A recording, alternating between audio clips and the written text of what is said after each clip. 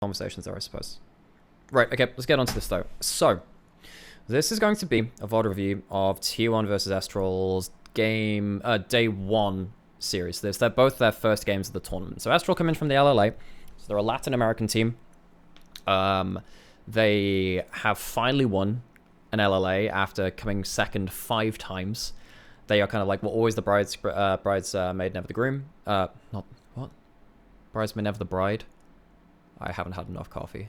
I mean, if they want to be the groom, sure. I'm not. They can be what they want now. They won the league. They can be what they want. That's fine. They can. It's their wedding. They can do what they want with it. Anyway, they're against T1.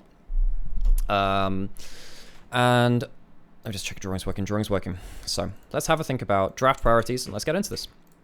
So, first round of bans. One of the big things when it comes to bot lane kind of kill lanes is typically you have, so the Kalista is obviously a big pick. There's also the Varus and there's the Lucian as well. Typically, I think Kalista has ended up being the most dominant of them though, because you can flex between the lethality and the on-hit like the Varus, but your lane pairings tend to be a little bit more dominant even than Varus in some cases too. Yeah, they choose not to go for something like the Varus, which is a much more standard pairing, and they go towards the Draven. You don't have Draven Nautilus. You could go towards something like Draven Ashe. Draven Ashe should be okay. Draven Renata is okay. You take it away from the from the Kalista, but yeah, Snaker and Ackerman really really like throwing out the gauntlet there, I suppose. In terms of saying, look, we're giving over a kill lane. We're not looking to deny all the kill lanes. We'd rather deny stuff elsewhere. Center and the TF, obviously very powerful global picks.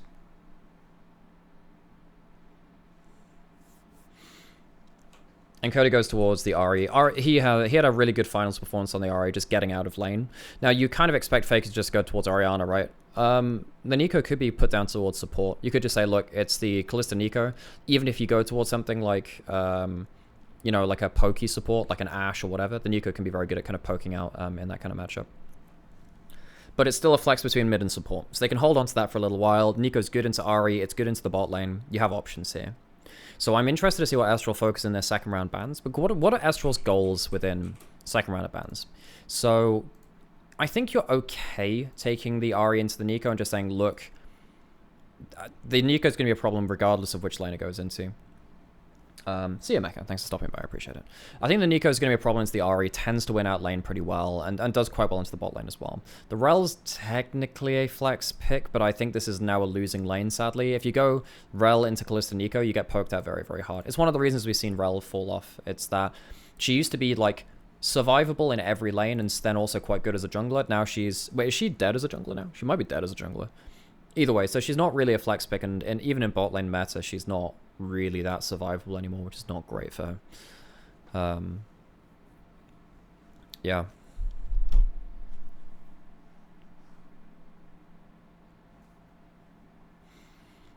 So Estral are banning out some mid lane picks, assuming that the Neeko can go support.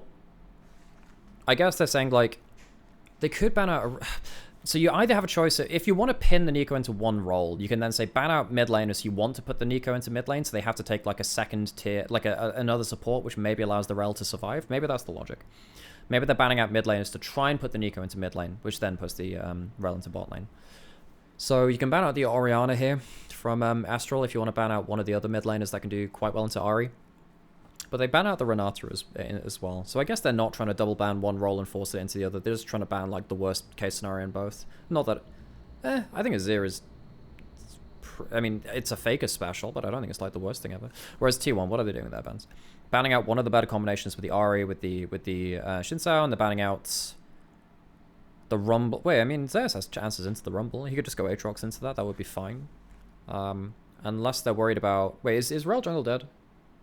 Does anyone know if the Rel changes have come through? Because if that's the case, then maybe they're worried of, like, the... if it's not the case, then I wonder if it's, like, Rumble goes into support, Rel goes into jungle. And they go towards the volley. So they have early pressure. They're looking towards 3v3 heavy CC bot side. But the thing is, the Lee Sin's also very good at 3v3. So Estral could be in a bit of trouble if Ona also gets onto the board early. Because Kalista Neeko, very strong 2v2. Lee Sin's actually very good at playing around bot side as well. Okay, so Rel jungle's bad in jungle since the nerf, so it's always going to be... Okay, so it was never a flex pick. So they do go for the Orianna in mid lane. and they go for the Cassante as well. So they do get themselves a bit more team fight in the last rounds. They have a good 3v3 bot side. This is their early game powerhouse. And then we see like the Cassante and the Orianna being much better at a standard front to back kind of team fight style, which can deny stuff like the Volibear as much access into a team fight, because Volibear running through a Cassante who just presses W is a little awkward, and if he misses his engage, then the Orianna Shockwave has really big value. But then you get the Yone into the Cassante top lane. So Zofta really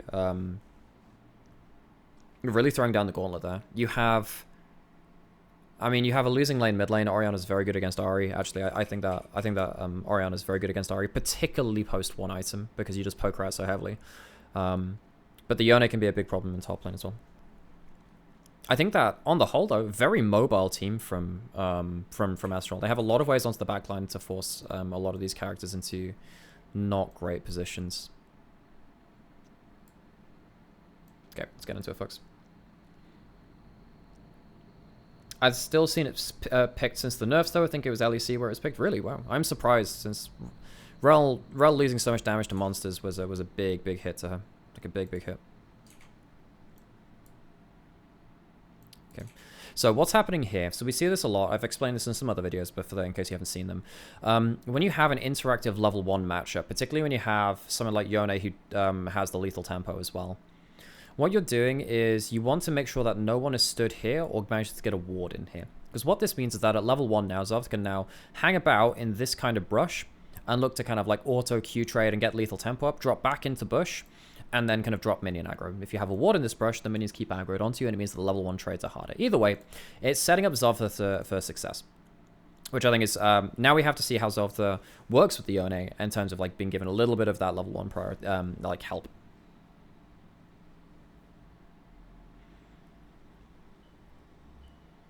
Are we seeing a lane swap? No, we're not seeing a lane swap.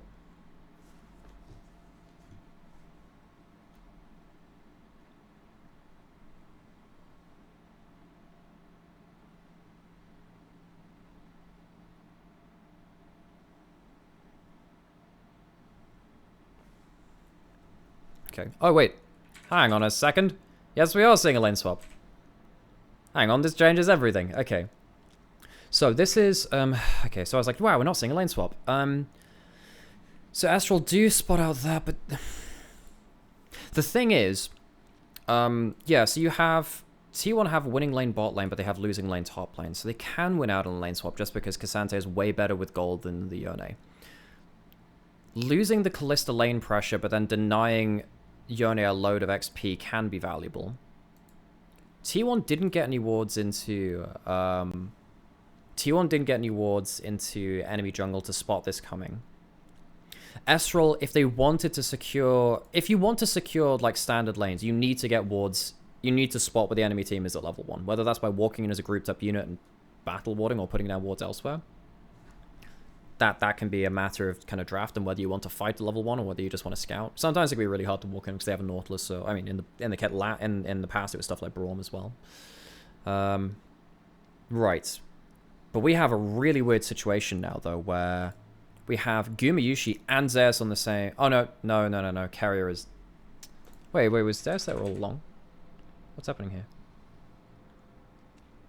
Ah, yeah. Because you use the Nico passive to show... That's silly. That's silly. You use the Nico passive to show the Cassante, but... Oh, that's really clever. I don't know how I missed that. I was completely asleep, I guess, at level 1 myself. So Carrier hides as Cassante and shows on one side of the map, which makes it harder for Estral to know whether the support's moving. That's good. I like that. That's fun. I think Nico passive is one of the most underused... I think Nico passive is one of the most underutilized things in pro play. But because of this, you have this... You see Zofta and he's like, yep, no, I'm out. I don't want to be there. So he moves away from top lane, afraid of the dive. Hosted Diodo can't really help that much. Faker's alone in mid lane, flashes away from the charm. But either way, Zofta's missing out on farm and XP, and he has to share XP with Cody. Owner's level 3 now, he's a beast, so's Hosted Diodo. Zofta's sharing XP in mid lane. But they're going to lose a huge amount of... Thing is, as a team, You've got Wave of Farm tanked up here, Wave of Farm tanked up in mid lane. You do see that Xofta's heading from mid, top down to bot. He started from top side, he was under tower, he went down to mid, and then he's going down to bot lane now, presumably from this as well. So Zeus understands that bot lane's in a bit of an issue. Zeus does get level 2 from bot lane. Xofta had to steal XP from mid lane to achieve that. It's not the biggest thing, but it does mean that some of the grouped XP is kind of gone. Another thing you have to pay attention to here. This is something that happened last year with one of Gumayusi's Draven games, and I was actually chatting to Mad Lions about this. I think I was talking to Mac and Pat about this when they were coaching Mad Lions. Because, let's focus on these two, right? You have a Draven lane. You have Draven with a CC support. So if you walk up too far, then you get CC'd and you die. And that's a big problem, because when you're cross-mapping like this, right? Most of the time, if you look at the minimap, if you push in towards top lane, you get a dive. You're expecting that it is countered by another push on the other side with another dive there. You're trading dive for dive. Except you're not really trading evenly when it's a Draven in the game, because if you dive here and you killed Zeus, you get the cash in for Draven. Now, early into the game, it doesn't always mean that much, but even right now, he's got 63 stacks. And I think it's something like you got a multiplier on those stacks plus 50 base gold in terms of how much extra gold you get in. Basically, at this point, you'd still be giving over an extra longsword and then into your build, which gets you, again, pretty good stuff. On top of the extra longsword worth of gold you get for a first blood or for a kill or whatever, right? So Zeus needs to be very, very careful in a cross-map situation like this, which is why he sticks around for the level 2, but then he just completely nopes out after this point. And he needs to be really careful. So which means that you can only walk up when you genuinely know you can win a fight. Now, you have level 4 owner. Even just the first rank of Safeguard's really good. Carrier has left Gumayusi alone in top lane. And now, because when you're taking plates, it's sometimes quicker to take tower as one person than two. I mean, you don't get to use the... I'm assuming that... I don't know whether Guma had Demolish, but Carrier... I would assume that one of Guma or Carrier does, and they've used it on the first wave to get the first plate. But either way, it's fine to kind of continue this as a one-man push. He gets a quick recall, goes into bot side. And it's easier for him to, walk into between turrets here and face a fight. If he had to fight under turret, it's like an extra... Without boots, well, with tier 1 boots, that's still like a 1, 2... It's like an extra 5-6 seconds to reach there. So it's still getting there on the right kind of timing, which is good for him. And then, of course, you've got the first rank of... Even just the first rank of Safeguard from Owner is very, very powerful too. So it's very hard to finish off your first kill here. So suddenly Zeus gets access back to the farm. And now we've had, a couple of minutes where Estral has not had any access to XP on the top side of the map. Whereas T1 has actually got some XP from all lanes, even if they miss some lane XP down the bot side. This is just better resource gathering by T1. T1 have had a much better early set of kind of XP lanes, or like XP gathering for them. I think Carrier's moved very intelligently. Hosidodo's got something towards top side, but he doesn't. Now he's spotted on a ward, which sucks. When Hosidodo has the chance to kind of like break up in this game a little bit. Getting away some Krugs as well. So again, just continually making sure that the XP advantage and the early gold advantage is in favor of T1. I think very early into the game before first items are completed, I think a lot of the time it is mainly about XP. Ono can keep going. It's really hard to face up against this level 5 Callista. Very, very strong. Early levels are big amounts of stats differences. No one's tanked aggro. Carrier still has flash. He uses heal. Gets a double root. Damn, son. Oof. This is styling on him. Yeah. Estral, they needed to make a play somewhere. They've been completely out XP'd. They've had much worse access to farm. T1 had a really good lane swap. Really, really good lane swap. And now suddenly you have a Yone that's going to be very far down. Even though he gets a kill back here, he's losing another cannon wave. And kills get gold, but they don't give that much experience. And you're still losing gold anyway from the whole lane swap affair. So really well played from T1, honestly. Very, very good lane swap. You need to try and make a play as Estral here. You have to. They have to. It just sucks that they have to do it from so few resources. It sucks. Grubs are up now as well. What's happening here? So you have hit level 6 on mid lane, because mid lane is the one lane which doesn't really get affected by lane swaps. Well, it does kind of. You can get ganked from unexpected angles from lane swaps. Okay, Scotty has level 6. Carrier does not, of course. Hex flash in. Carrier has no flash because he used it in the last play. Great charm. Nice, cool. That's a freebie. That's nice. That's good. Oof. Almost not a freebie, but that's good. They get something back. Ari getting that kill as well. Was it a shutdown? It was done. How much did he get for that? 75, and he gets 450. Plus an extra little bit as well from... Oh no, 450. That's good. Okay, cool. And he has cooldown boots built up already, so that's going to be lower cooldown on his next ultimate. Sad that it's not a Dark Seal, because again, I think Dark Seal is Ari's best item. I think Medjai's is Ari's best item, and getting that stacking as soon as possible is really, really big. Looks like Faker took a hard trade, so he used a Shockwave to trade back in... Orianna often does Shockwave randomly in lane just to get a HP differential, which is completely fine. Okay, so now we finally have ourselves lanes kind of matching up straight up, but we have Gumayusi coming up with a Dirk, and Keria has pen boots already, so just random poke sticks very, very hard. So what do you do now as Estral? So you've had two grubs, but not the third. Ona maybe just delaying the second set. Do they not want to fight around second grubs? Could they have not taken it? I know they take a while to kill, but maybe he... Well, I guess with you only get to use Smite on one of them. And at least it's not the quickest at taking them. Maybe just thought he wanted to get back onto the map and started farming again. Again, I think that T1 have realized... Well, when you're in lane swaps in games like this, it is all about just XP and whatever gold you can snag on the map. And T1 have been much better at doing that. And now you have a level 7 to level 5 top lane matchup, which is just... This is not a counter matchup anymore. This is not a counter matchup. You're waiting to survive through to 1-2 items and just hoping you can do something with it. Very, very hard. Forced to use ultimates in... Oh, he did actually go back for the third grab after he'd gone back to clearing. Okay. But yeah, you can see that the early items and the early XP really, really working out for Guma and Keria. Snaker has also not had solo XP for the same length of time that Gumayusi has. So he's up a level. He's very, very happy with that. Even though Snaker's like a full level down. Level 6 on Ona, which is very, very dangerous. You don't have a flash on Ackerman, he could die. You don't want to give a shutdown over to Snaker though. Snaker. If you give a shutdown over to Snaker, it is pretty bad.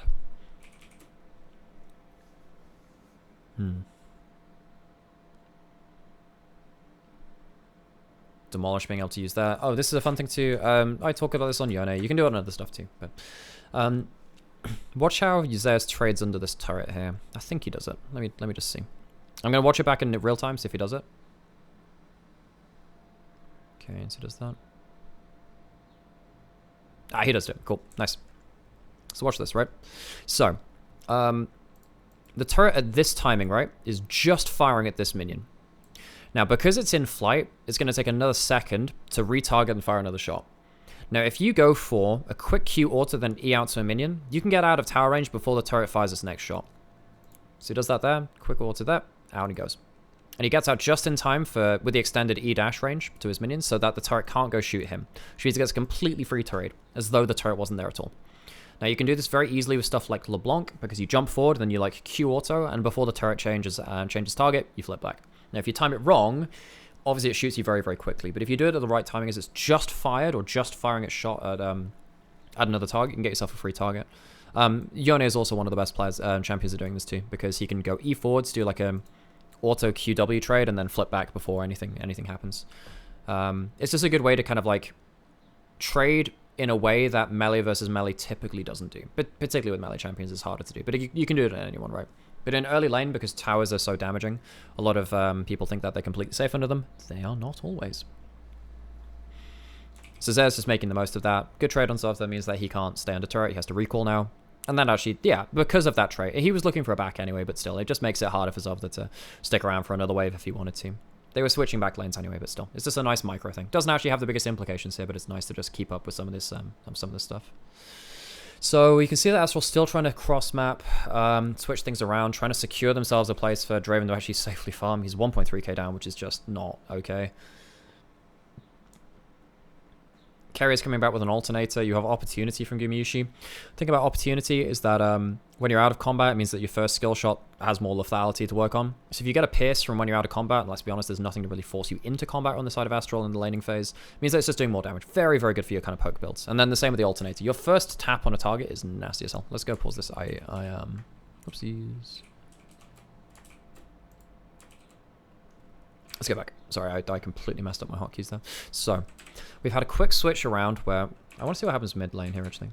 So you have mid lane pushing in. Faker has teleport. But where does he teleport back to? Does he teleport back to mid lane? Presumably. As soon as he teleports back to mid lane, Estral know they have a free play bot. It's post 10 minutes, Faker could have teleported somewhere else, but he wants to teleport back for lane pressure. But the problem here is now is that you don't... Well, Zeus has teleport on top side. Cody has ult. He's got a pretty good point of power. Has a dark seal as well. Like, these are good items for this point in the game. It's just before you hit your one item, but Ari's still strong here.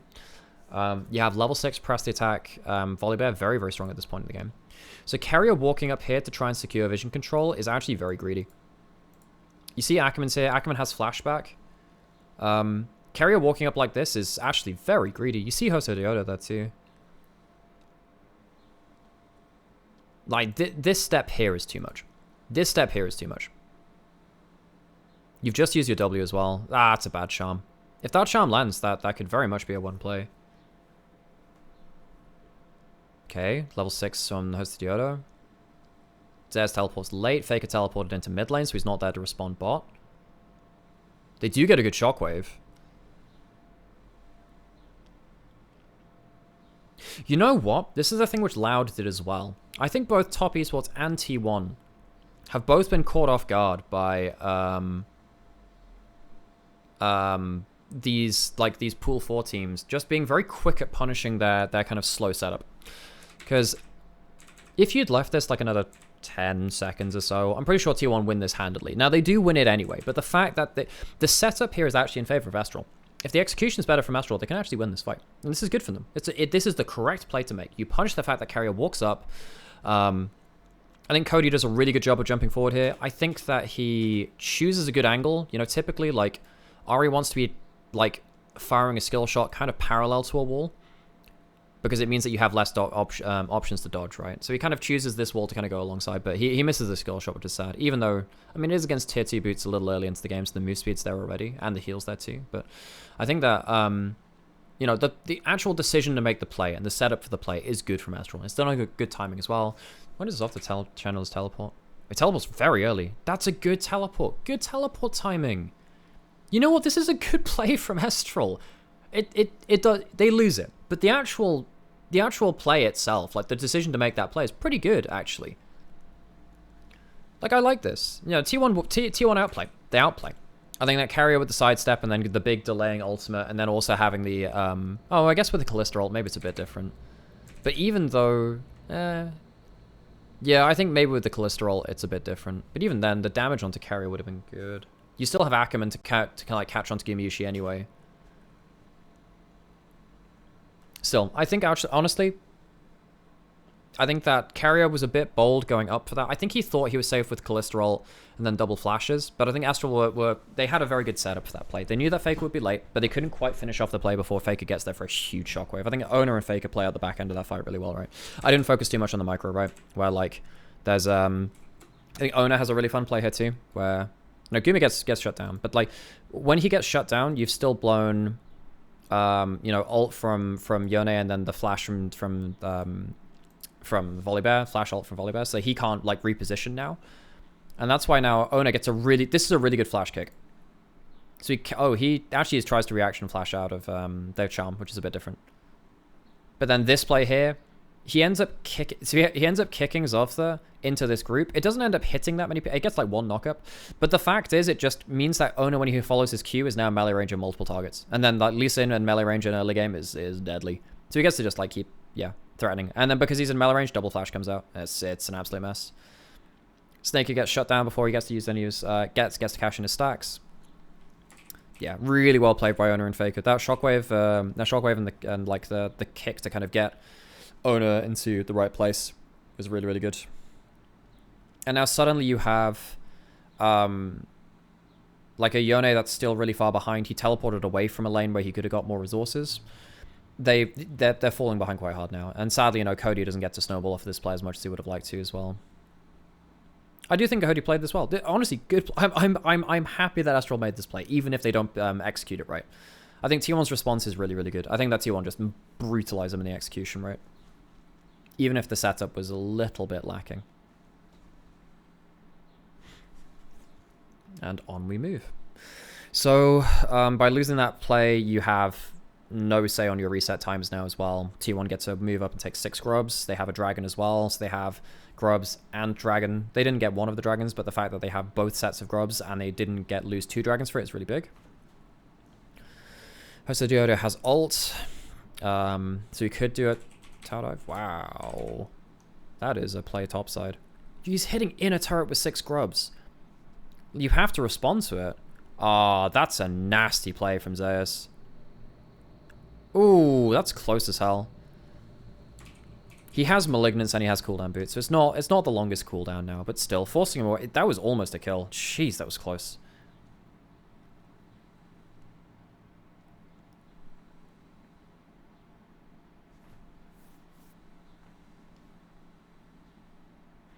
Okay.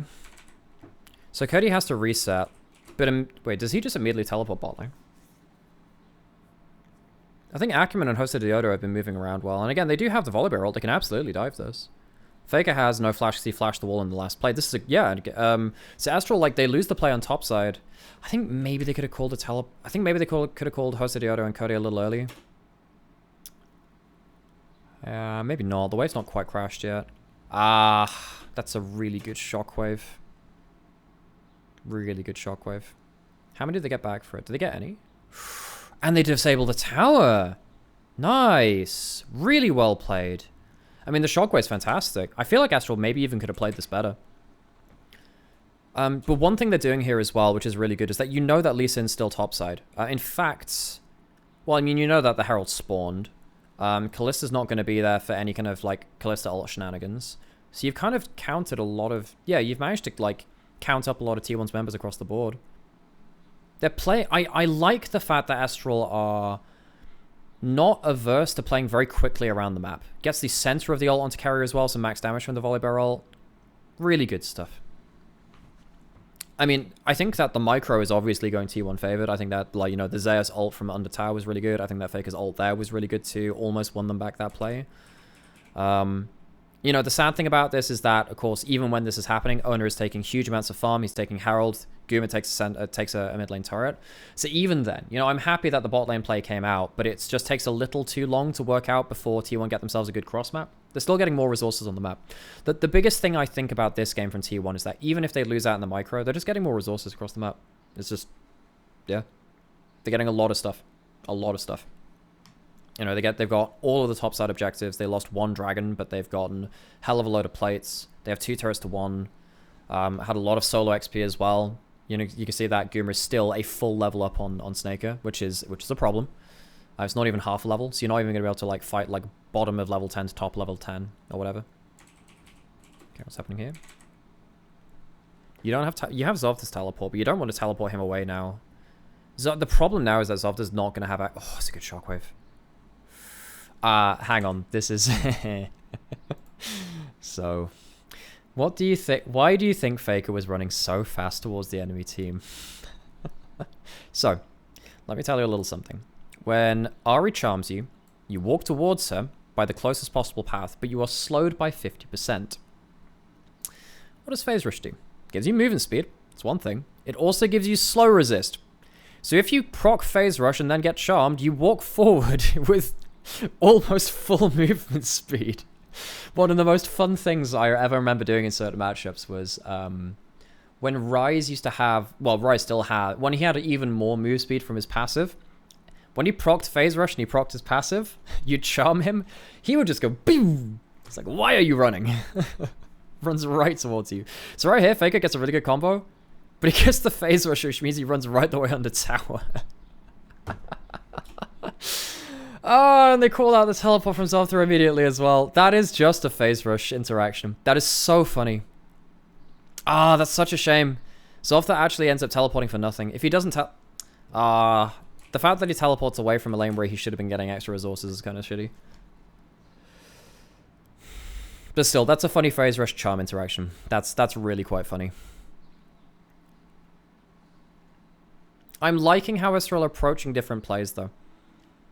They're not laboring around one side of the map. They're immediately turning up, getting some wards, and then looking to force a play when T1 haven't set up in time. I think they're very quickly and decisively making plays. This is you know, at the end of the day, they are still losing this game, but that is a takeaway for them. T1 are quite clearly the better individual team, and they're responding well and within good time.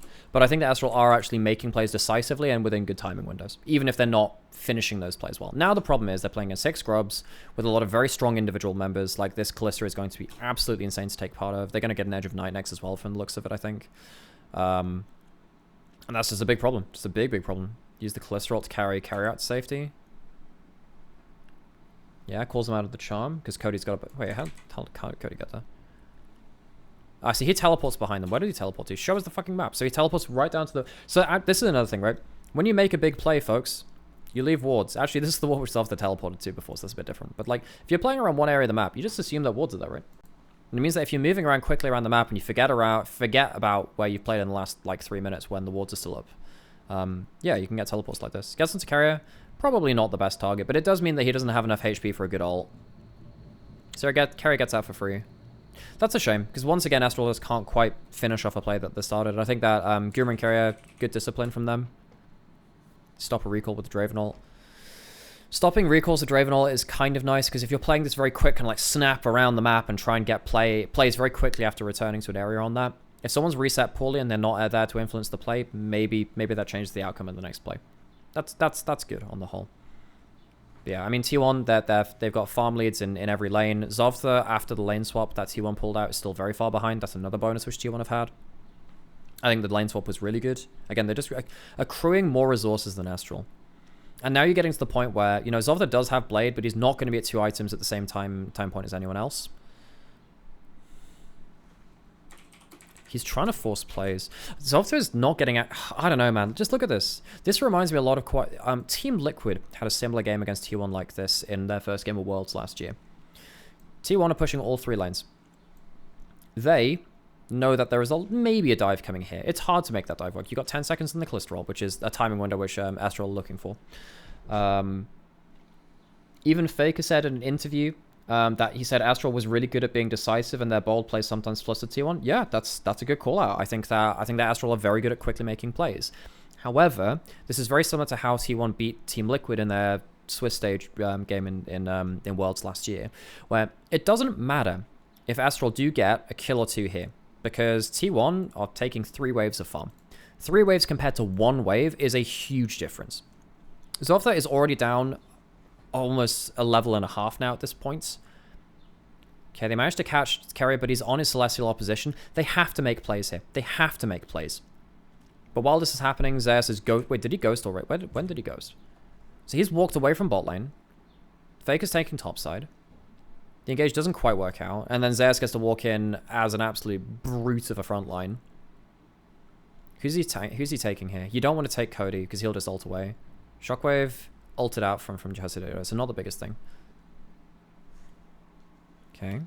Faker's really good at like standing and firing as Orianna. Very, very good about that.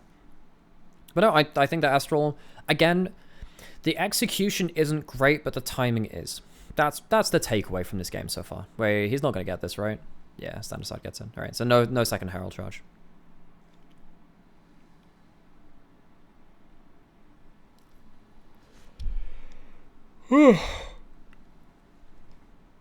Oof, cancels out the Q with the charm. Nice. Hands. Jesus Christ, the lethality, Cloister. Yeah, this is why I like playing Ori versus Lee Sin. Nice. You know, there's actually a way he could have maximized this. There's a way he could have maximized this, because he would have given it slightly better timing as well. If you charm to like here and then you flash backwards, you can charm, or actually you can do it slightly here as well. If you charm even here, and then you flash over it, you can kind of like do an alley-oop flash. You can charm redirect, which is kind of fun. That would have been the most stylish way to do that. But he flashes and then he charms. Nice though, nice stuff. It's really not that useful, but it looks cool. I'll say that. Oof, but still, good turnaround. I mean, if he doesn't get a very clutch charm, then the Q connects and he dies. Even if the charm connects after that point, I wonder if T1 can look for a fight after that point then. Okay, speed things up again.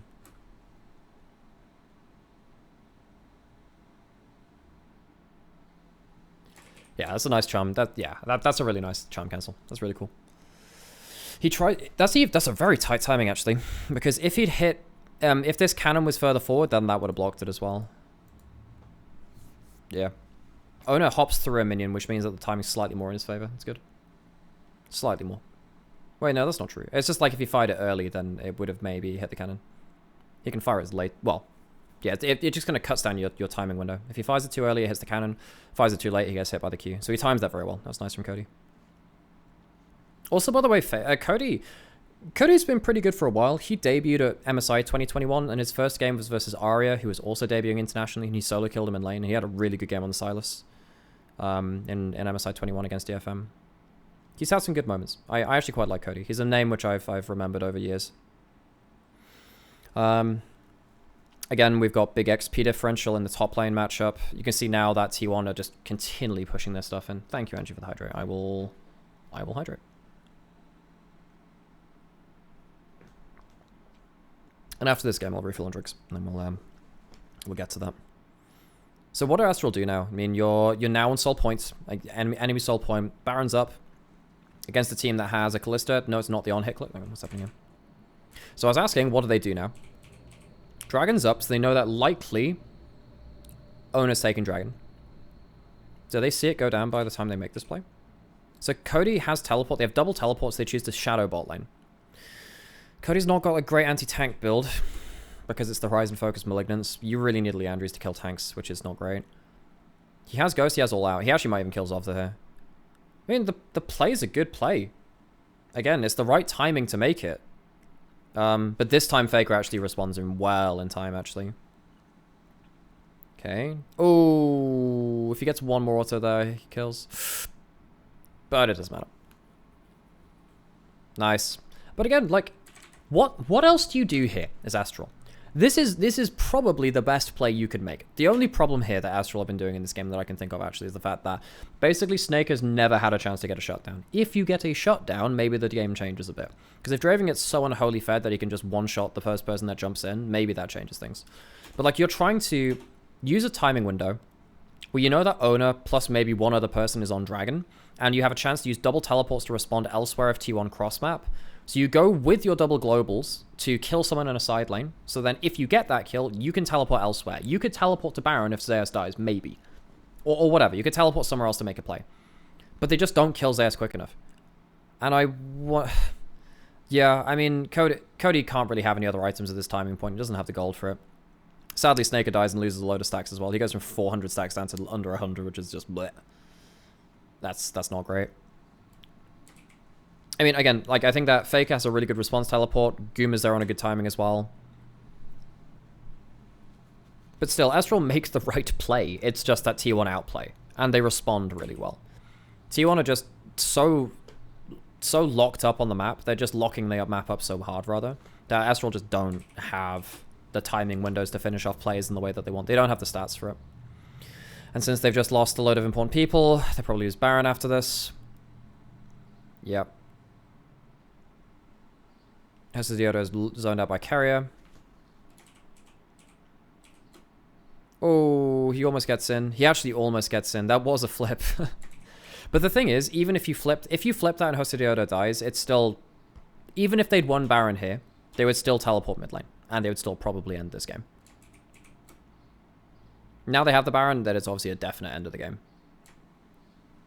Yep. Really well played from T1. Really good resource allocation. Really good playmaking. I think their execution was really good. I think that Estral, though, very good to sit that... Oh, they don't end the game because they die. Ooh, Shockwave's nasty. Shockwave actually saves Zeus' life there. This is kind of secondary importance. This is eye candy. This is eye candy. That's a fucking great Shockwave, but it's eye candy, right? Oof. These Callista Qs are absolutely slapping, man. Ooh, if he hits that Q, he kills Snaker for free. That's a shame. Man, imagine if Snaker actually had a good amount of stacks at this point. Does that save the game? Maybe it doesn't even save the game. Defender's advantage? No Shockwave anymore? Oh, Nico ult. Right. Okay. Right, they do end here. It's a bit of a clown fiesta at the end, but whatever. We take those. Okay, so... If anyone's watching on YouTube, because I will be uploading this later, I've just spent like the last half an hour downloading a replay client for 14.8 so I could view the actual replay file. Then the replay file wouldn't actually play. So in the interest of like saving my own mental and those who are watching live, I'm just going to do this from the broadcast again. But for future replays, might be able to get the actual replay client so we can actually whiz around and play around with Fog of War and actually see the proper game, hopefully. I'm pretty sure that, from what I've been told, it's completely fine for me to use these replay files, so be a cool little niche to do. Anyway, this is game 2. We did game 1 just before this, and big things were Estral were actually very good at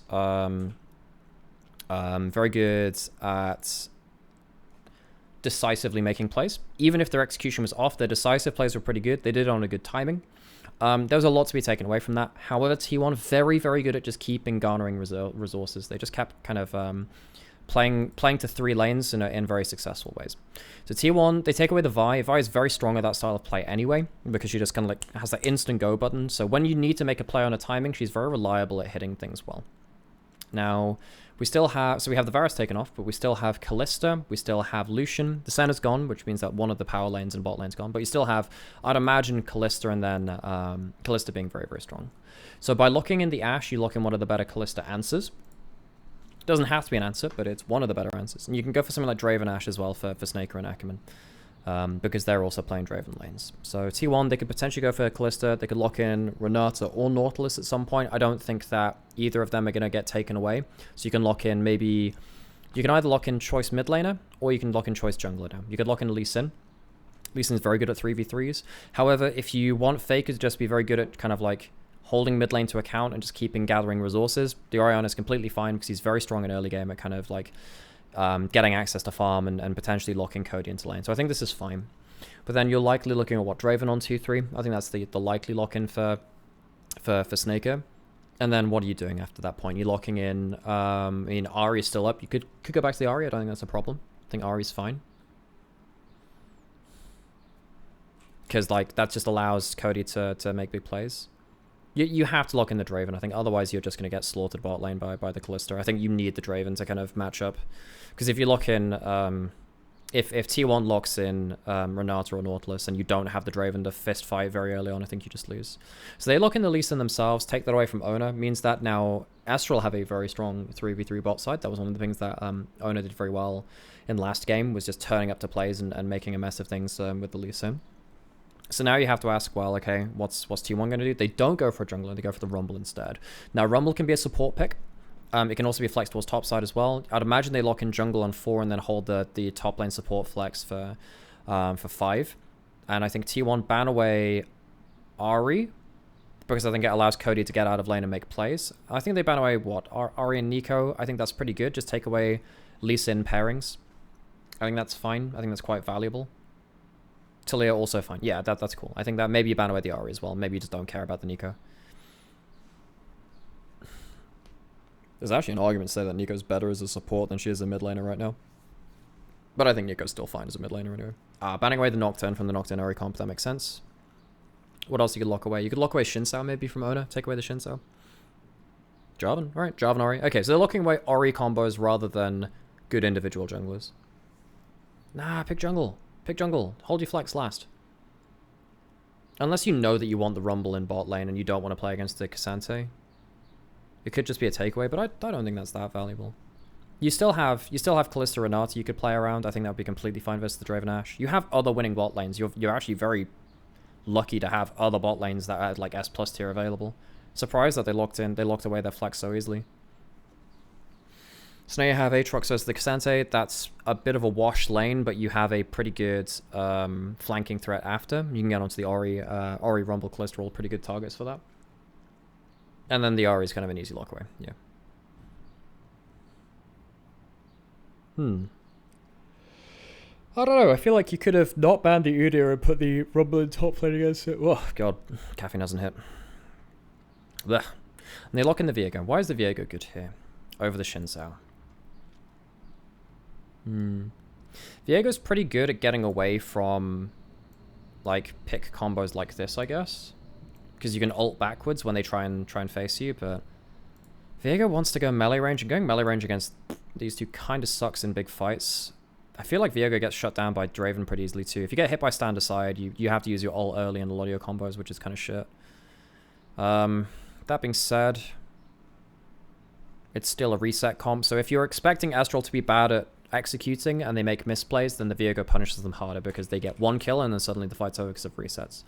Now, it might be playing towards name tags. I think if you're playing against a better team, I don't know if you pick that Viego, honestly. I think I would have preferred Shinsao, maybe. Just have the early pressure to kind of, like, support your lanes. Alrighty.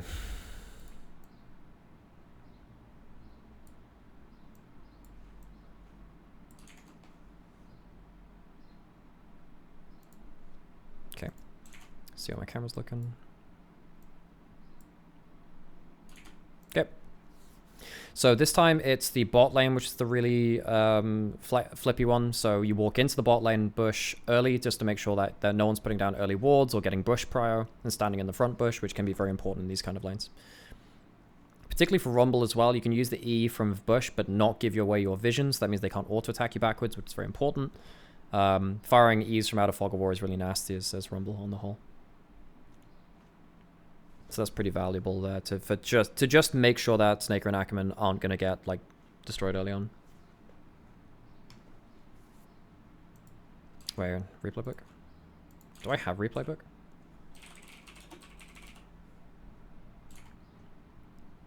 Oh, I'll have to go get that downloaded then. Okay, that's my bad. I'll have to go do that. Yeah, I need to download replay book to use it. That's my bad. I forgot about that. Oops. Forget I haven't done that in a while. Oh, okay, so we do actually have, instead, another lane swap. So I think Estral maybe were playing for... Okay, but they did actually get some wards down. Okay. They did actually get wards down this time, though. So they get some vision of the bot lane brush, and they see that Guma and Carrier aren't in lane just yet. But Guma's hanging around bot lane. So how do you know when the bot lane's going to come through? Where was Cody stood? So they just go towards bot lane. They recall to not give any information by heading through bot jungles. They go straight back to base and head back out onto the map. Owen is starting on Raptors. Do they see him yet? They see a blue ping on it. While this is happening, T1 have one ward in topside river and one into Raptors to spot out where junglers are starting potentially. Cody puts down a ward now, and they see Guma as he's going past. Wait, do they see Carrier? No, they don't. So T1 initiate the lane swap, get away from the Draven Ashe. Cassante's better in a lane swap than Aatrox, because Cassante can start W, and he has W and E, which are very good defensive abilities. He's harder to kill very early on. I wonder actually in lane swaps with the minor runes, whether you go for the base HP rather than scaling HP, just because it helps you in dive situations. I wonder if that's something you do. Scan out the brushes, so Carrier just scans out bushes to make sure there's no like funkiness going on with bush vision. So if the moves away from top lane, there's no point sitting in a lane where you're not going to get an AXP. He doesn't get level 2 though. This is exactly the same as what happened last time. But like Faker should know that they made this exact same play last time with Yone, and he had to flash away from the charm. So Cody flashes through the minion. I mean, does he die anyway? He flashes. That's a bad flash, Faker. I mean, that flash doesn't save you. That no one is roaming from top lane. That's a bad flash. You know what's even weirder? If you stand in the look at this chunk on Cody with Clockwork Windup and Phase Rush. If Faker stands in this wave and just keeps trading on Cody, he doesn't get charmed and he just wins anyway. I think this is a huge mistake by Faker. I think he just kills Cody if he stays in the wave. And then flash out of Q2 or Q3 or whatever from Zov. This is just really poorly played from Faker, actually.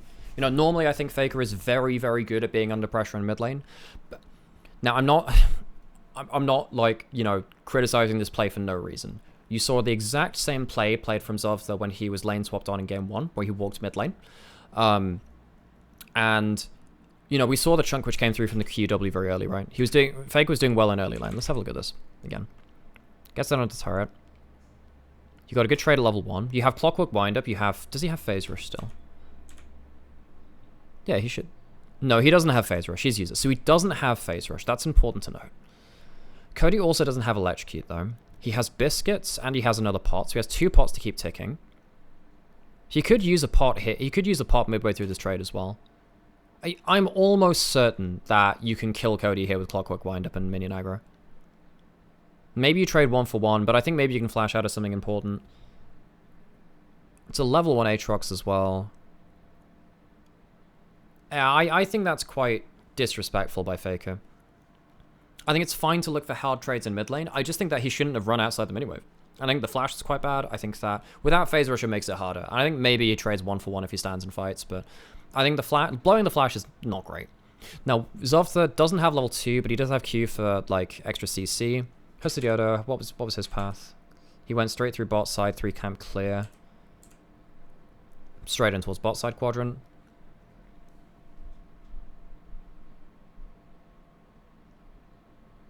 Ackerman tanks up. Yeah, uses the heal and the barrier. I don't think you need to use both of them, actually.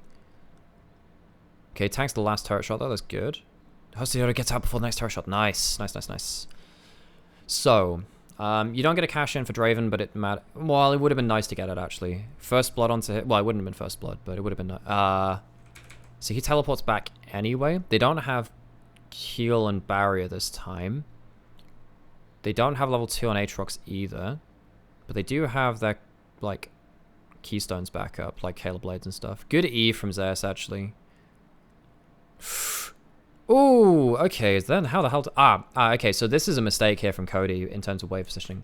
So, Goom has been left for solo XP again on top side. This is the thing which T1 have done in the lane swap. They give solo XP to Goom Yushi on the Kalista, which is really important. Carrier goes and roaming. And the big thing here is, so Faker actually, so look at this, man. This is really, really good from Faker. However, Cody should have teleported back. He should have, what Cody wants to do is use the last bit of his HP to push these minions and then teleport back to lane. Because he greets, Faker, what he does to stop this is he walks beyond the wave, means that Cody cannot Q the wave without getting traded on. And Faker then takes a hard trade, Carrier comes in to mop up the kill. But this is because Cody knows that his wave's in a really shit spot. Faker actually does put the wave in a really good spot here. You know, I criticize him for the first blood, but this is really well played for him. You know, Faker is, you know, very good at his wave management. Now look at these minions. You have 3, you've got 3 here, compared to 1, 2, 3, 4, 5, 6, 7 minions here. You have over double the minions here. Faker can trim this wave as well. Orianna is very good at trimming the wave to what typically you want a 4 minion advantage to set up a freeze. So Cody would have to teleport back into a bad lane state. Now the problem here is that if Cody doesn't push the wave before his next teleport, and he teleports in, he's going to take a hard trade shoving this wave in after he teleports. It's okay if you take a hard trade but don't die before the teleport, because you then get to have full HP after you come back from base, because you just regen in base. But right here, he dies for it, so... I want to see what Faker does after this, actually, because he might end up killing the full wave, getting a full reset, because he knows that Cody will be able to push it in after the teleport anyway. He could also just... He didn't get a good base last time, though. Yeah, I think he does a hard push now, goes in for a good base, because he knows the teleport's coming in. I want to see what's going to happen here on the... Yeah, he's actually not hard pushing it. He's staying in lane. Maybe he doesn't have the gold. Maybe he doesn't have the gold for a big buy, or something like that. So now Cody has no flash, no teleport in lane versus Ori, which kind of sucks. So we already went through this. I think he can actually stand and fight. I think that's a mistake. Let's see back on the replay here what happens here. Yeah, I mean, like, look at this. The ball, he's trying to clear the wave, but, like, Faker is just brutalizing him in this lane now. Nice. Carrier makes sure he takes a back step so he isn't charmed under turret. There's a good chance he dies there, actually, if that happens. Especially being only level 3. Turret's hit.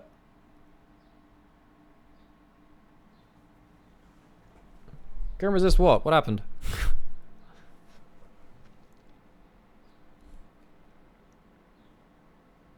Okay, so while all this is happening, you do have... wait, Zofta still has 0 CS. That's fucking hilarious. Zofta still has 0... Poor guy. Poor guy. Okay, so now we're switching lanes again, but this time we're actually into the true 2v2 again. Remember, T1 were the ones that initiated lane swaps. They're happy with, like... They didn't want to face the levels at level 1. Now, Zofta has no flash, because he had to flash for the kill on Faker. He's level 5 to level 2. Oh my god, that sucks. But because Jose Deodo's here, he has Safeguard and Q, which would be enough to kill with a tower. So he actually ends up... I mean, Jose does a really good job, though. Jose Deodo. Actually, I'm not so sure on the accents. Is it Jose Deodo or Jose Deodo? I think it's Jose Deodo. But I don't know if anyone knows better than me. The worst one I've heard is Josie Dodo. That was a Kira classic. Okay, so level 3. Why is he trading so hard here? So he survives the wave. Zeus just blocks out the W kill onto the minion, so he denies him a minion to turret. That's so mean by Zeus. But he knows he has such a minion lead, and he has biscuits as well, so he has like another form of sustain that he can just be that dick. He can be that. It's such a bad move. Such an annoying move to make, but yeah. Okay. So he gets the Deathbringer stance, starts stacking up Conqueror a bit. Wants to get the cannon minion, dodges out in the cube, but Zeus gets a grass proc and now he's in kill range. That sucks. He has Ghost as well now. Yeah, doomed. Nice Oscars display by Zeus. Solo kill as well. You get the solo XP for that kill. Solo gold. It's nice. Well, the gold doesn't get... Well, the gold doesn't get increased, but you know. So you're now at the point now as well where Faker can just like shockwave Cody for free. He has no Merc Tread, so he has no magic resist, so it's going to be a big chunk. He has Dark Seal, so if Cody starts snowballing, it is a big problem. But yeah, on the whole, I mean, Faker's going to start controlling this lane now because he has the threat of Shockwave to just get some really good plays in. The only way you get out of that is if Cody like ults over the Shockwave, and a lot of RE players aren't bold enough to do that. If you ult over the Shockwave, you can do some pretty good stuff versus the Orianna. The problem is if you pull your ult and still get Shockwave, then it's just like a double down losing play. I mean, you survive, but at what cost? Jesus, Goomer. And once again, you can see that, looking at this, right? If you look at XP, if you look at this purple bar down here, Carrier's at 5.5, Ackerman's basically at 4. And then you've got Goomer, who's leveled up to level 6, and Snake is like half a level behind them as well. So Goomer and Carrier got an XP advantage from the lane swap because T1 are much better at getting XP through lane swaps. It's one of their specialties I've seen so far. So with using that, as soon as they go back to the regular lanes after avoiding the Draven Ash level 1, they've done a really good job. Charm? I don't think that leads to anything. Yeah. You basically have 0 AP on Cody right now, so. Oof, bloody hell.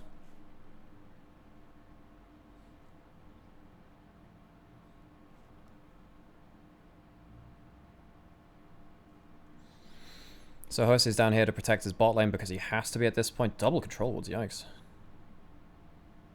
He needs to be careful here. Yeah, he actually can't walk up to this ward. Goomer and Carrier are absolute raid bosses, and you have the Callista ult, so you can't go on Carrier because the Callista ult saves them. Faker's probably going to start using ults now to chunk out Cody. And again, just look at where he's holding the ball. It's making it very hard for Cody to do anything. Jose Deodo has to save bot lane and mid lane. And actually, Jose's been good. Jose's been good. I've liked him. I've liked what he's been doing in this early game. But the fact that T1 are very good at just getting more XP and then playing through lanes with the XP lead is really... Oh my god, Carrier.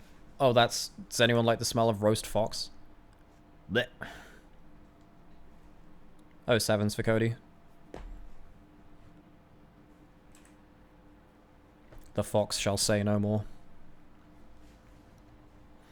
And then Zovtha is still 3 levels down. Oh my god. Jesus. Good defensive TP though. Ooh, how many stacks did he get for that? 126. Oh, that's big. That's like what? 700 gold shot cash in or something? Oof. I mean, Zovtha is again the big loser, but this time at least you have a lot of gold now onto Snaker. That's big. Good ult. Good ult. When did the ult come in actually? When does the ult get fired?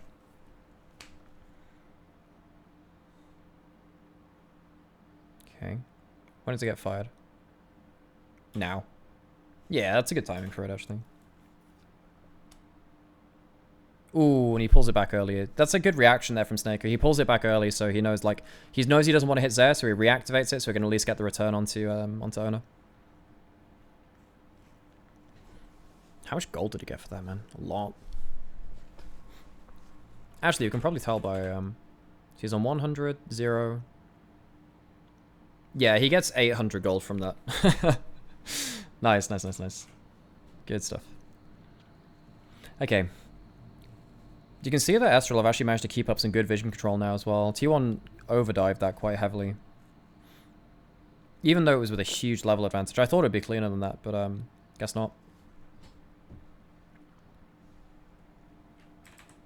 I mean, Snake has got like big items now, runs forward, has Ghost, has Flash, has heal. Jesus Christ, the burst coming out from Lethality Callista is absolutely disgusting though.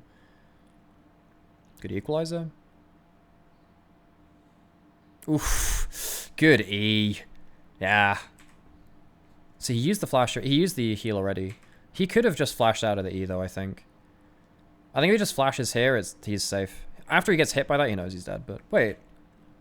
Huh. I don't think they can kill. So what are their options here, right? I don't think you can stand and fight. You know that as soon as you see that mist, as soon as you see Viego, you know that like you'll 100% die. And then the Ash Arrow, who could you fire that on? I mean, Guma has flash. I mean, maybe you could have just fired at a Guma and hoped for the best, but he's probably flashing that. Carrier doesn't have flash, so you can't really get out of that, but I think at least Snaker should live. I think if he flashes the E or the Ash Arrow hits, it should be at least Snaker living. If minor regions didn't count as imports, do you think any LGL players would be slotted into major regions? Yeah, I mean, I think Ebby actually deserves another shot if he wants to go. I think that Heretics was a dysfunctional team, and I think that Ebby was actually not their main problem. And I think Ebby did quite well on an individual level. Oh, hang on, what the fuck's happening here? I think Ebby could make it work. Depends on who else would really like want to commit to learning good English, though. Basically, or Korean, or whatever. I think Utapon could... It's always going to be the same answers, right? I think it's Ebby and Utapon. I think they're fantastic work ethic. I think they are very, like, high longevity players. Dasher is an LGL player who could make it... Or he's Korean national anyway. So he could probably work out in some places. Arya as well. But yeah, I think Arya is a very confidence-based player, so it has to be a project that actually believes in him and allows him time to build confidence. And one where he actually has some, like, room to grow and a team to support him. Who else? Yeah, those are the three I'd think of first, right? Most of the DFM roster, really. Okay, so they managed to kill off Viego. So that's the replay of that play. We come back to live. What happens in live? So Owner's here trying to steal Raptors, I presume, but he doesn't have ult. Yeah, so he can't get away from that. Yeah. Hosidodo would at least get a flash. He would kill him anyway, though. He just so happens to, like, not have to use the flash, but it's fine.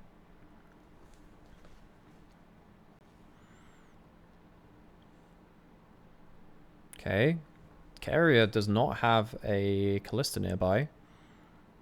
And does he just not see Ackerman? No, he does. He surely sees Ackerman here because of...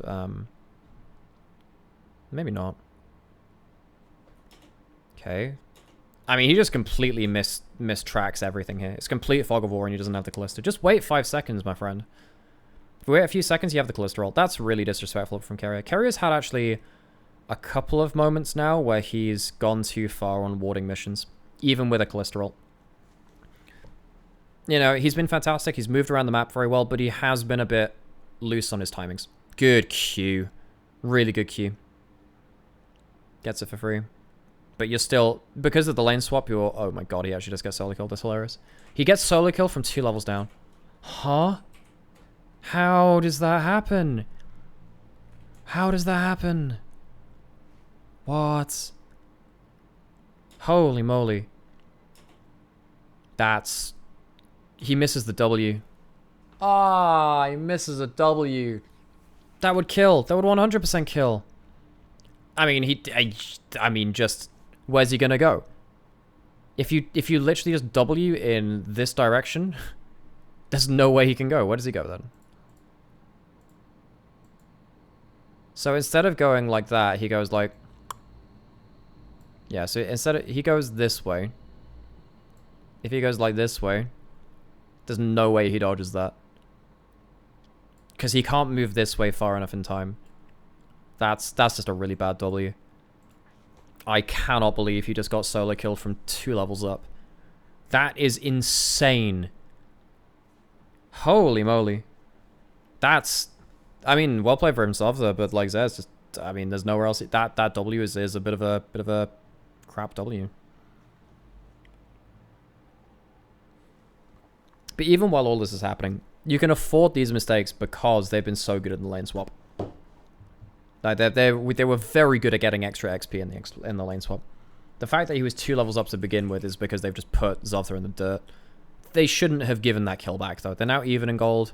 They gave a shutdown to Snaker, so he's got a lot more gold as well. Even though he's slightly down in XP still. Actually, quite far down in XP. Half level's quite a lot, actually. Yeah, so the XP is going against them, but the gold has been brought back quite well, actually, with the shutdowns and then the cash-in from Draven. They get themselves 4 Drakes, 4 Grubs as well. 2 Drakes being down is a little annoying. I mean, we already watched this already. Glad they're enjoying themselves. Okay, good double E from Macario onto Cody. That takes a lot of health off of him. Because as support Rumble, you max E first as well. Okay, Guma. Yeah. Equalizer for Wavelet. Jesus Christ, Carrion. Okay, gets the Zazak's Realm Spike on them as well. Okay, really nice from Carrier to keep chunking them out. Now the thing is, the reason why he flashes forward so aggressively here, right? If you're this HP, besides Hosa who's still a little higher HP, no one's going to be able to respond to Carrier, who is still up in gold. He has the first item completed, right? And he's a level up, even though he got solo killed. That doesn't mean he's not strong.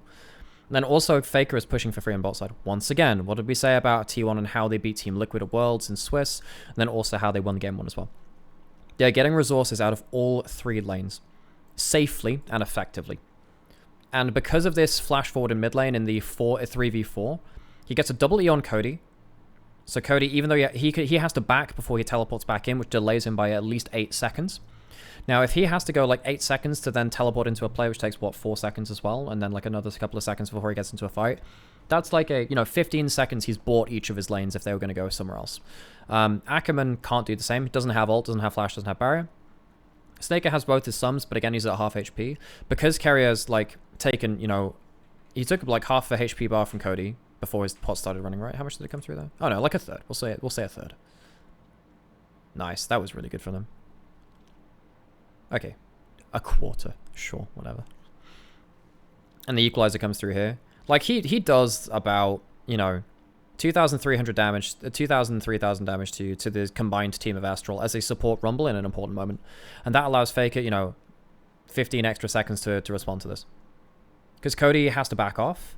He's gonna walk bot lane actually. He can maybe teleport somewhere else, but it means that he's not got an answer to go anywhere else. The reason that Faker can hit this tower is because of Carrier, and that can be quite important.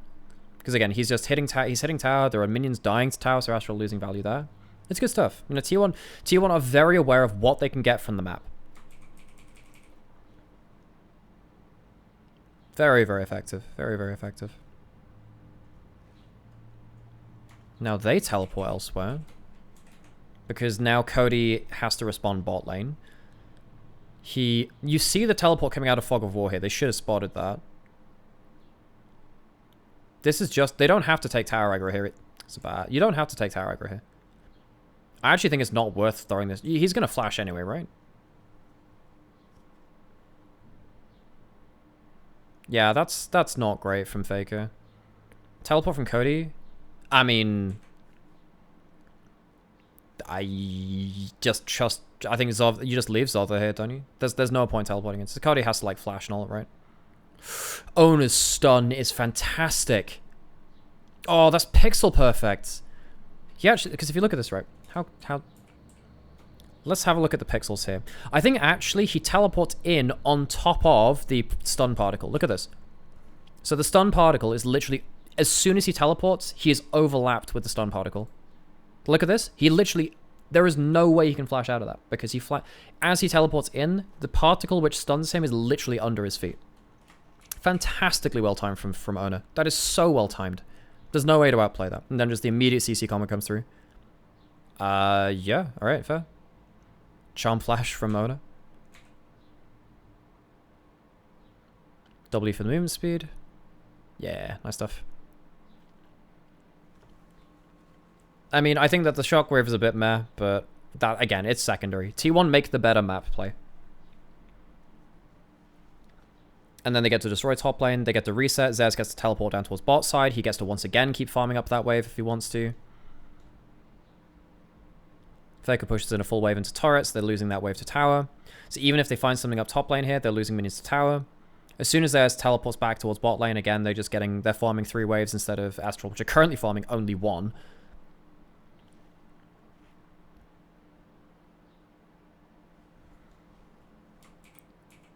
Okay. Man, Estral is never allowed to farm waves.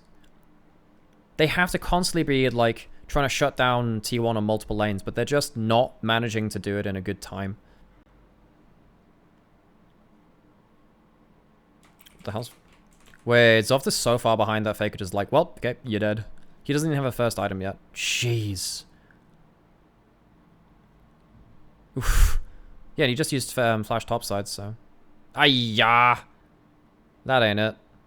That ain't it, Faker. Come on.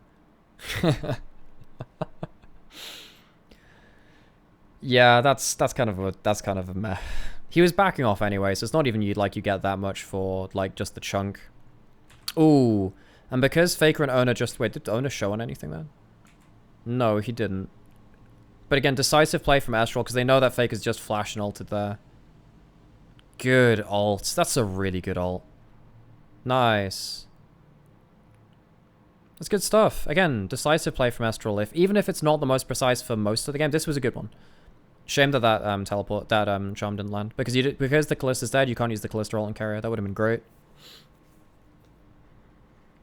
T1 fixed many issues from this series today. We will visit that soon then, Nexa. Thanks for telling me. We'll visit that soon. We'll do that tomorrow maybe. Yeah, it was very, very clean today. They actually won. They won a draft with 3 losing lanes, which was kind of hilarious.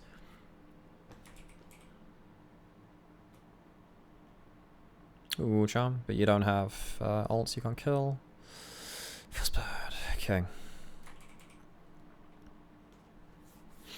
So Dragon's up now. I will say that actually Snake has managed to catch up in XP, which is nice. Carrier and Goomer are actually much further behind in XP than they should be. However, Goomer and Zeus are still very far ahead in XP. Yeah, for sure. The Estral CC chain was nice. It's good. They chose the right moment. Decisive play. Why do you even go Hex Flash as Rumble? Is that even good? I don't know, whatever. I guess it helps you in some laning phase situations, and it helps you, like, flash into brushes over walls, which can be helpful for avoiding vision. Poppy used to do that a lot. Okay. I mean, what you do is Zofta. He has one good play under turret, but, like... This is the problem with the lane swap. Zofta is so far behind in XP and gold. He doesn't even have his first item yet, and it's 18.5 minutes in. He has it now. But he completes it at 18.5 minutes. Normally you're expecting... I mean, Profane Hydra is an expensive first item.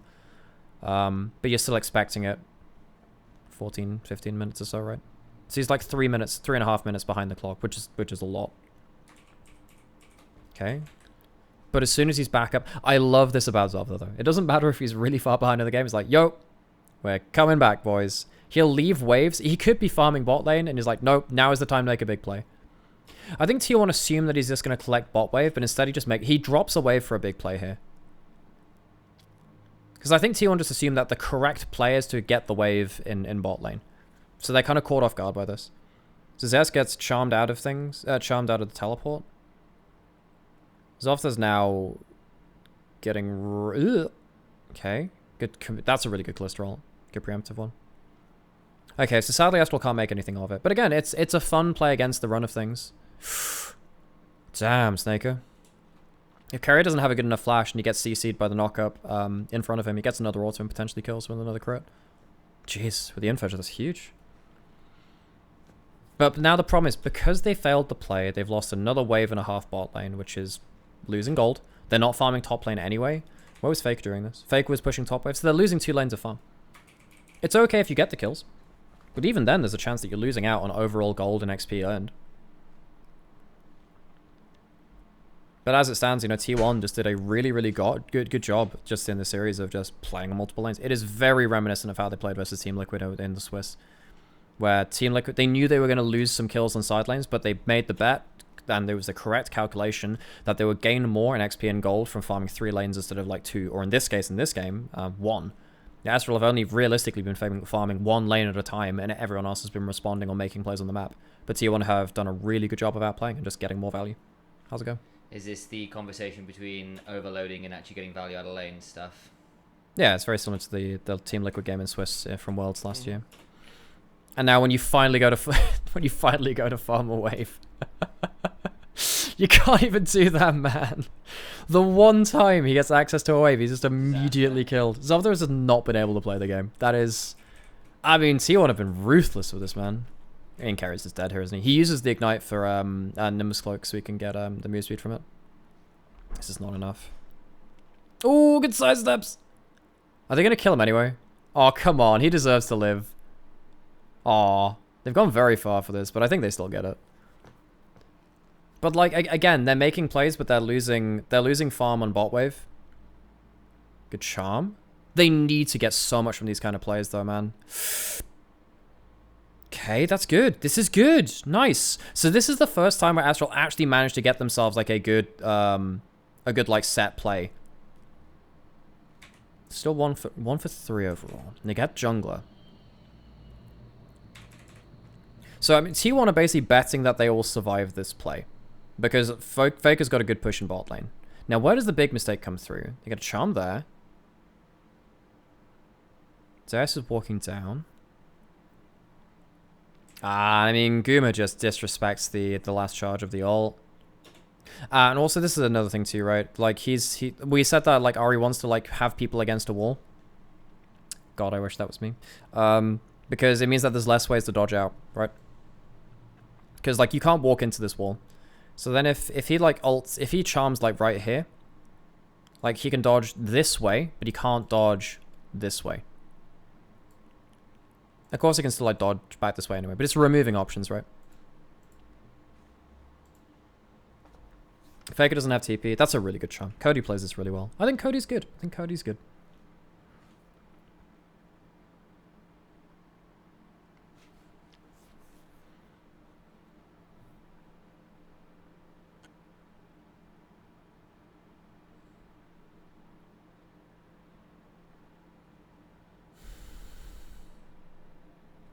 Sadly, they can't go into Baron, though. If they could get Baron, I think that's huge. Oh my god, what does Zov to do? He's 3 levels down against him now.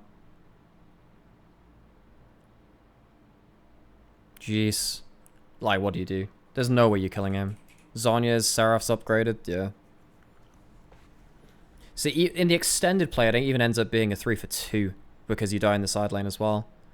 And I don't even think this is necessarily all Zov's fault. I think he's walking up in dangerous positions, so I think part of it's his fault, but also it's like, he's so far behind where is safe.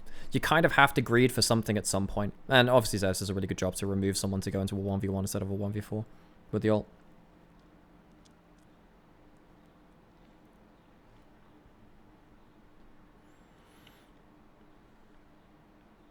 Like, this reminds me a lot of the Team Liquid game, like a lot. Really good poke ult again from Carrier. There's no sustain on Ackerman. Cody's forced. I mean, this time it's a problem because if you're making a play with Ari here, you're actually going into a 5v4, which is much worse than like the 4v3s and stuff like that. With Faker joined up to them, I think it's really dangerous going in like this. Ooh! Cody almost has a really fun play here. Hang on. This is something which you very rarely see in pro play. He flashes around a minion. Ah, okay. So this is something which I really want to see more of from pro players. So what he does is what he should do is click straight at Ori and then flash to the side. Well, I think what he ends up doing is he ends up clicking like here. So what would happen is if you charm in this direction, then you flash up here, the charm still chooses the same end point that you went towards. So if you go towards like an end point, if you flash over here, the charm then actually doesn't go in this direction, but it still aims towards the same end point, and it goes here. Now, what he ended up doing is instead of choosing like this as his endpoint, he chooses this as his endpoint instead. So he'd normally go like through like this, in this direction. But then the thing is, because he flashes this way, ends up going because he goes here, it doesn't go here like you want it to. It goes here, which is obviously off target. So it's something which you don't see a lot from, yeah. Actually, it's pretty close. Faker actually ends up flashing anyway, but he would have dodged it anyway with the flash. That's cool. You know what, Cody? Plus points for doing a cool play, which I don't see much in League from pro Ari players. That's the first time I've seen that in a long time, ever. I mean, I know Shifter used to do that shit, but that was about it. Hello, Alex. Where can I talk to you about a proposal I want to do with you? You can message me on, I think my Twitter DMs are open, and Discord's fine as well. Either of them's fine. I also have a business email if you really want to do that, but I think that's also linked in my link tree. You can find my link tree either below the stream here or on my Twitter if you want to get in contact.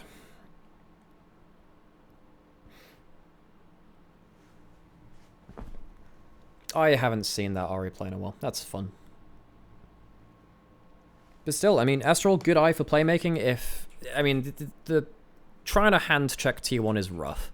Like, they did a pretty okay job of it, comparative to the expectations. You wouldn't expect this was, like, a minor region versus T1. But it is, and they're doing pretty okay. Okay, ult. That's nice. Kick back, kick into the charm. CC combo is fucking lit. But he has his Zhonya's. Saracen's Zhonya's is too much. And plus he has so much XP. He's 2 levels up on Cody, man. He has the Cassante footwork. Has his own shield. Man.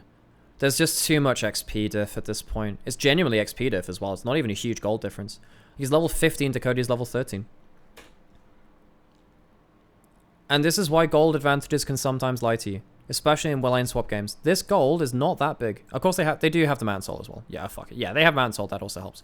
But like, level 15 to level 13, that's a significant amount of base stats difference. You have less powerful skills. He has more base stats. And they just clean up the fight. I mean, it's a good initial pick, but it's a good initial pick attempt, and if he wasn't 2 levels up, he probably kills him there. Actually, probably does. Quadra-kill for Ana, jeez. You know, I mean, yeah, the playmaking is good from Estral. However, T1 just had way better resources. Just way better resources. And this is why I think, you know, a lot of people got very hyped about this game, and it's hard not to because the things on screen look, wow, Estral are making plays. But if you slow it down and watch it like we have, it becomes quite apparent that T1 were never really in danger this game. They were very, very good at shutting out Estral from the game in terms of resources. Very much like the Team Liquid game. And a very similar thing happened with the Team Liquid game, where it felt like a lot of people thought like, wow, Team Liquid, they should have won this game, it's incredible. No, not really. They might actually lose this next defense now. Again, Faker's now here like with full stats, so he just keeps wrecking through them, right? Oh no, okay, they don't end the game. But yeah. I think this is a very similar situation to the Team Liquid game where it felt like a lot of people just... Wait, doesn't Cody have ult again? Oh no, he doesn't. Oh no, he doesn't. His ult wasn't on cooldown. Wasn't on cooldown yet. Okay, so Faker gets out. But yeah. Basically, people thought that Team Liquid did really well versus T1, and they you know, they threw that game. Oh man, whatever. Realistically, T1 were actually in control of the game in the way they wanted to. Yes, they gave up a lot of kills, but when they were giving up kills, everyone was getting on combined level more XP than gold than the entirety of the enemy team, and that's exactly what's happening here. And then as soon as it comes to a 5v5, you see where that difference comes through. T1 actually haven't 5v5'd until this point, and you can just see how difficult it is for Estral to just play against the extra stats. You know, Owner is the same level as the enemy solo lane is. He's actually higher level than Zolther as well, because he's been shut down so comprehensively. So Owner's a big threat. See that Jose Diodo is not quite at that kind of level either. Jose Diodo's level down on 80 carries, which is not always something you see. But yeah.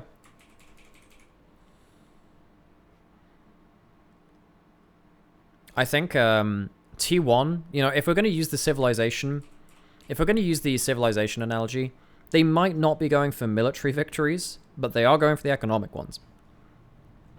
Like, these guys are power gamers. They're sat there with, like, all of, like, their tech trees going up as well, because they have so much fucking, like, science. And they have, like, a million infrastructure projects and wonders of the world built up, and it's just, you know, you might have a good standing army for Estral, but they just can't keep that up over time, and they can't be everywhere at once. I think T1 have done really well with stuff like the Cholesterol as well, and Carrier getting good chunks on people to make sure that it's just really hard for Estral to get the free wins they thought they should get. There were a couple of micro moments where you're like, well, yeah, you know, maybe something can be better played at XYZ moments. But I think on the whole, T1 have been really, really just in kind of like a stylistic way, just really good in this game. I think this is a lot better than some people gave them credit for. And T1, very good understanding of the lane swaps. Very, very good understanding of lane swaps. That's how they managed this, right? Good stuff. Good stuff, folks. Okay, that's going to do it for this VOD review. As always, I'm going to find somewhere to send you guys over to. Yeah, so thanks everyone for watching. Oh, wait, hang on. I need to hide this text. But yeah, and yeah, I'll be back same time tomorrow, and hopefully I'll have Replay Book downloaded tomorrow, so I'll be able to... oh yeah, I'm wearing my World's Ari shirt, which is very crinkled. Don't pay attention to that. Thanks, folks.